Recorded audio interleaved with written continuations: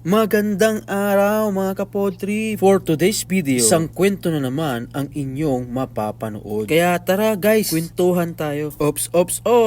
Teka. Pero bago yan mga kapodri, don't forget to like and share this video. At eto na nga mga kapodri, it's mukbang time. At siyempre, pag sinabing mukbang, hindi nawawala yan dahon ng saging. At eto na mga kapodri, mayroon tayo dyang itlog maalat na may kamatis. Mayroon ding lempo or pork barbecue. At mga kapodri, isama nyo si inihaw na talong at nilagang okra. But wait, there's more mga kapodri. Alam ko, bigla kayong nagutom. Pero teka guys, eto pa. Seafoods Bacanyo. Ayan, at hindi papahuli si hipon at si pritong galunggong na crispy ulo pa. At syempre, hindi papahuli ang pinagmamalaki ng mga Pangasinense, ang inihaw na bangus. Trivia muna tayo mga kapodtrip. Alam nyo ba na ang salitang mukbang ay hango sa salita ng Korean na ang ibig sabihin ay an eating show or an eating broadcast, na ang concept nito ay mga tao sabay-sabay kumain na nakapalibot sa mga pagkain. Parang ganyan sa nakikita nyo mga kapodtrip.